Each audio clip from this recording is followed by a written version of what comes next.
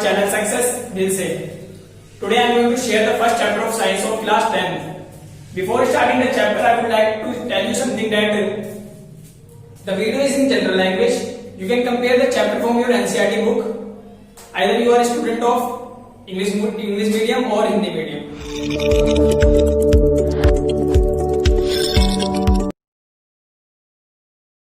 Chapter first chemical reaction and equation, रासायनिक अभिक्रिया एवं समीकरण। सो गाइस, पहले हमें ये पता होना चाहिए कि एक्चुअली में चैप्टर की मीनिंग क्या है और चैप्टर के अंदर जो वर्ड दे रहे हैं केमिकल रिएक्शन, ये रासायनिक अभिक्रिया वगैरह, एक्चुअली में है क्या ये। इसमें आप लोगों को ये नहीं पता चलेगा कि कोई केमिकल आपसे रिएक्ट कुछ करवा रहे हैं, लैब वगैरह में जा रहे हो, नहीं, ऐसा कुछ नहीं है। ठीक है, सो गाइस मीनिंग क्लियर करते हैं। सो पहले बात करते हैं अभिक्रिया की। अभिक्रिया मीन्स रिएक्शन का मतलब होता क्या है। जब हमें कुछ नया इन्वेंट करना है, न्यू प्रोडक्ट बनाना होता है, तब हमें अभिक्रिया की नीड होती है, या कुछ न्यू उत्पाद या प्रोडक्ट बनाना होता है, इन्वेंट करना होता है, तब हम अभिक्रिया करवाते हैं। अब बात आती है कि रासायनिक अभिक्रिया, इसका मतलब कुछ अभिक्रिया के डिवाइड भी होगा। अभिक्रिया कितने प्रकार की हो सकती है, तो मुख्य रूप से आप लोगों को ध्यान में रखने की जरूरत है दो। एक होती है रासायनिक अभिक्रिया और एक होती है भौतिक अभिक्रिया। तो बात आती है कि रासायनिक अभिक्रिया क्या होती है और भौतिक अभिक्रिया क्या होती है। पहले डेफिनेशन की बात नहीं करते, पहले एग्जांपल देके समझाता हूं मैं आप लोगों को कि रासायनिक अभिक्रिया क्या होती है और भौतिक अभिक्रिया क्या होती है। लेट्स सपोज हमने एक तत्व लिया A, दूसरा तत्व लिया B, दोनों की अभिक्रिया कराई। ठीक है, अभिक्रिया ने कराने के बाद हमारे को मिला C, ये एक अभिक्रिया कराते हैं।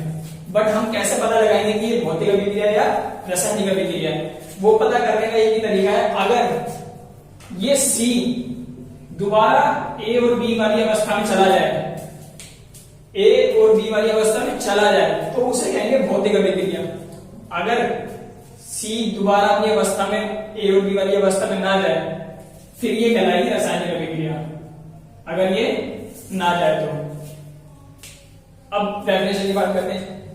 रासायनिक अभिक्रिया वो अभिक्रिया है जिसमें एक बार पदार्थ अपनी अवस्था बदल लेता है, तो वो उसके बाद अपनी दूसरी मतलब पहली वाली अवस्था में नहीं आ पाता, तो उसे कहेंगे हम रासायनिक अभिक्रिया। अब बात करते हैं कुछ एग्जांपल्स की।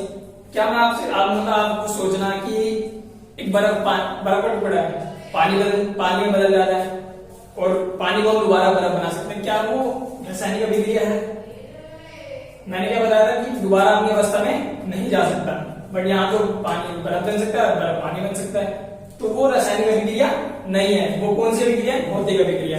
रासायनिक अभिक्रिया की बात करें तो एक लकड़ी के टुकड़े को जलाया हमने, कोयला बन गया, क्या कोयले से दोबारा लकड़ी बन सकता है? नहीं, तो वो कौन सी अभिक्रिया हुई?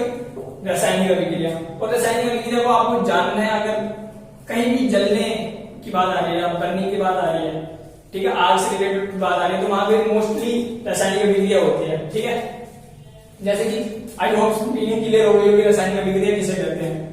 आगे बढ़ते हैं। गाइस, आपकी बुक में क्रियाकलाप दिए गए होते हैं जिसके बेस पे कुछ पॉइंट निकल के आए हैं, और ये पॉइंट क्या तय करते हैं कि रासायनिक अभिक्रिया हुई है। तो वो पॉइंट कौन कौन से? Change in state.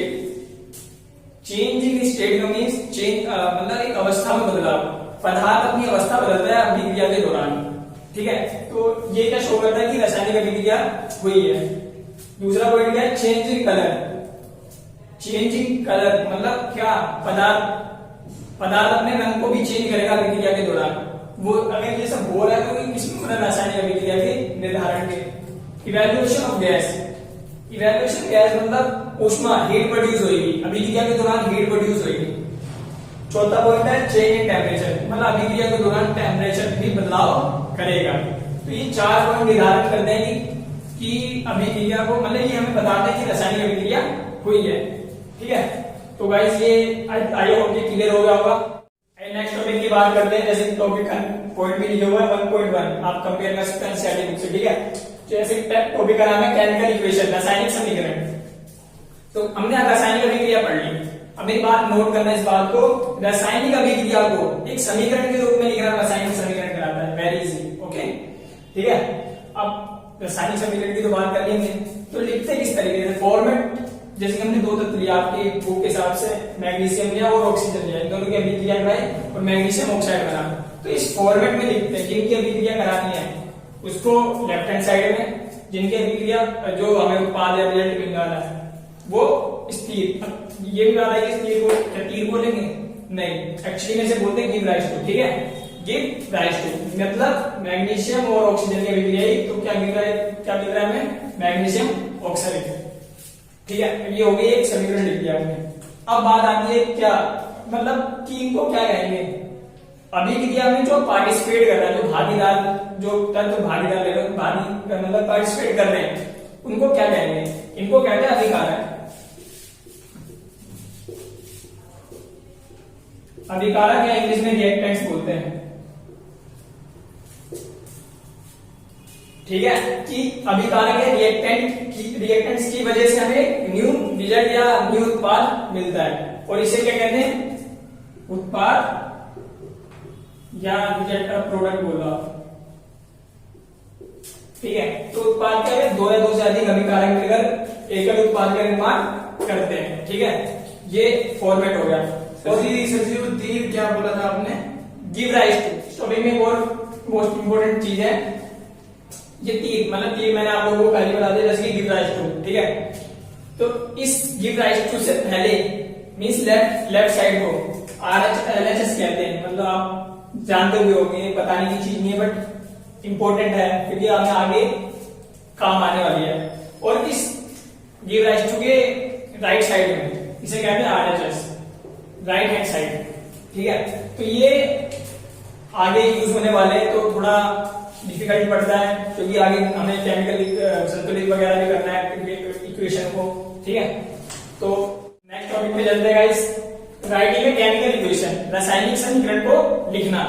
बट आप सोच रहे हो कि मैंने पहले आप लोगों को बता दिया कि रासायनिक समीकरण होता क्या है, लेकिन उसका जो सही तरीका है लिखने का वो हम इस टॉपिक में जानेंगे। तो ये जो तरीका मैंने मतलब पहले आप लोगों को समझाने के लिए बताया था, एक्चुअली में ये तरीका नहीं है। हालांकि ठीक है काम चला हुआ है बट ये थोड़ा सा और हो जाता है, टाइम कंज्यूमिंग हो जाता है। इसीलिए केमिकल साइंस में इसको जो इक्वेशन होती है केमिकल इक्वेशन, उनको उनके प्रतीक से डिनोट करके लिखते हैं। जैसे कि मैग्नीशियम को क्या कहते हैं केमिकल साइंस में? Mg। ठीक है, और ऑक्सीजन को क्या कहते हैं? O2। अब इन दोनों की अभिक्रिया कराई और हमें क्या मिला? MgO, magnesium oxide. अब बात आ गई कि हमने चलो ये भी देख लिया कि साइंटिफिकली कैसे लिखते हैं। ठीक है, अब एक बात आती है, फॉर एग्जाम्पल लेते हैं जैसे कि हमारी बॉडी है, ये बॉडी नहीं है ना, तो बॉडी होती है जो खाल होती है, अगर खाल हटा दें तो क्या वो बॉडी कंप्लीट है? नहीं। हमें मतलब आप खुद ही सोच रहे हो कि अगर खाल हट जाएगा तो हमें बच्चे की हड्डियां तो वो इनकम्प्लीट है। इसी प्रकार क्या ये समीकरण भी कंप्लीट है? वो कैसे देखेंगे? वो ऐसे देखेंगे कि जो अभिक्रिया कराने से पहले और अभिक्रिया कराने के बाद जो परमाणुओं की संख्या है तत्वों की वो सेम है, जो द्रव्यमान अभिक्रिया कराने से पहले था और जो द्रव्यमान अभिक्रिया कराने के बाद है, क्या वो सेम है? अगर वो सेम नहीं है तो वो इनकम्प्लीट समीकरण है। उस समीकरण को क्या कहते हैं? स्लेटल इक्वेशन, कंकाली समीकरण। ठीक है, कंकाली समीकरण बता दिया मैंने आपको, जैसे कि अभिक्रिया से पहले और अभिक्रिया के बाद परमाणुओं की संख्या या द्रव्यमान का नाम मिलना। तो जैसे ये इनकम्प्लीट हमने बता दिया, कंकाली समीकरण भी पढ़ लिया हमने, बट फिर ये कंप्लीट कैसे होएगा? इसको कंप्लीट करने के लिए हमें इसे संतुलित करना पड़ेगा, बैलेंस इक्वेशन बनानी पड़ेगी। बैलेंस इक्वेशन क्या होती है? दोनों ओर तत्वों की परमाणुओं की संख्या सेम हो, दोनों ओर द्रव्यमान सेम हो। ठीक है, टॉपिक पे चलते हैं। ये टॉपिक का पॉइंट लिखा हुआ है और टॉपिक का नाम क्या है? बैलेंस इक्वेशन, संतुलित समीकरण। जैसे कि मैंने आपको अभी थोड़ी देर पहले बताया था, संतुलित समीकरण बताया गया था। क्या होता है कि अभिक्रिया से पहले और अभिक्रिया के बाद तत्वों की द्रव्यमान और तत्वों की परमाणुओं की संख्या सेम होनी चाहिए। ठीक है, अब बात आती है क्या ये समीकरण जो लिखा हुआ है क्या ये संतुलित है? बात करते हैं कैसे पता लगाएंगे कि परमाणु की संख्या सेम है। इधर मैग्नीशियम के कितने अणु हैं? एक। इधर कितने हैं? एक। मतलब मैग्नीशियम की परमाणु की संख्या क्या है? समान है, कोई दिक्कत नहीं। ऑक्सीजन की बात करें तो ऑक्सीजन के कितने 2 और उधर ऑक्सीजन में कितना है 1 ही तो है ना। तो सेम तो नहीं है, तो क्या ये संतुलित है? नहीं। बट इसे संतुलित बनाया कैसे? इसे संतुलित बनाने के लिए क्या चाहिए? ये ऑक्सीजन 2 हो जाए, फिर तो सब कुछ समान है। तो ऑक्सीजन ये नहीं है कि हम यहाँ 2 लगा देंगे तो हो गया, ऐसा नहीं है, ये रॉन्ग है। ठीक है, हमें कभी नीचे जो अणु और परमाणु की संख्या बढ़ानी है वो हम नीचे कभी नहीं लगाएंगे। ठीक है, ये रूल है, समझ लो। तो क्या करेंगे, अगर मैं यहाँ 2 लगाता हूं, अब क्या हुआ, मैग्नीशियम के 2 हो गए और ऑक्सीजन के भी 2 हो गए। ठीक है, ये और ये सेम हो गए, ऑक्सीजन ऑक्सीजन सेम हो गए। बट यहाँ पे क्या हुआ कि मैग्नीशियम के भी 2 हो गए, इधर मैग्नीशियम का 1 है, क्या आप ये संतुलित है? नहीं। अब मैग्नीशियम को भी हमें 2 करना पड़ेगा। अब जैसे कि हमने इधर 2 लगाया, अब मैग्नीशियम कितने अणु हो गए? 2, ऑक्सीजन के कितने अणु हो गए? 2। ये अभिक्रिया से पहले की बात थी, अब अभिक्रिया के बाद देखते हैं। मैग्नीशियम के कितने अणु हैं? 2 और ऑक्सीजन के कितने अणु हैं? 2। अब ये जो समीकरण है, अब ये संतुलित कहलाएगा। क्यों? क्योंकि अभिक्रिया से पहले और अभिक्रिया के बाद परमाणु की संख्या क्या है? दोनों तरफ होगी सेम है। ठीक है, ये होगी हमारी बैलेंस इक्वेशन। अब बात आती है कि बैलेंस इक्वेशन करना क्यों जरूरी है, इसके पीछे का रीजन, इसके पीछे की इंपॉर्टेंस क्या है, क्या महत्व है कि अगर हम जरूरी है कि मतलब हमें यहाँ पे मतलब संतुलित करना क्या है। तो एक्चुअली में इसके पीछे का रीजन ये है, आप लोगों ने 9th क्लास में पढ़ा होगा द्रव्यमान संरक्षण का नियम। उस नियम के अनुसार किसी भी रासायनिक अभिक्रिया में ना तो द्रव्यमान का सृजन होता है ना ही उसका विनाश। तो उस लाइन का मतलब है कि ना हम द्रव्यमान बढ़ा सकते हैं ना घटा सकते किसी भी रासायनिक अभिक्रिया में। तो उसको स्पेसिफाई करने, उसी को सत्याभूत करने के लिए हमें संतुलित समीकरण की आवश्यकता होती है। ठीक है, आई होप आप लोगों को ये समझ में आ गया बैलेंस इक्वेशन क्या होती है, और 45 समीकरण मैंने आप लोगों को पहले बता दिया था। ठीक है, नेक्स्ट टॉपिक पे चलते हैं, टाइप्स ऑफ केमिकल इक्वेशन।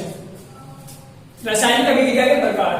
तो 5 प्रकार की होती है रासायनिक अभिक्रिया। पहला कॉम्बिनेशन रिएक्शन, डीकंपोजिशन रिएक्शन और displacement reaction, double displacement reaction और ऑक्सीडेशन रिएक्शन और ऑक्सीडेशन रिएक्शन।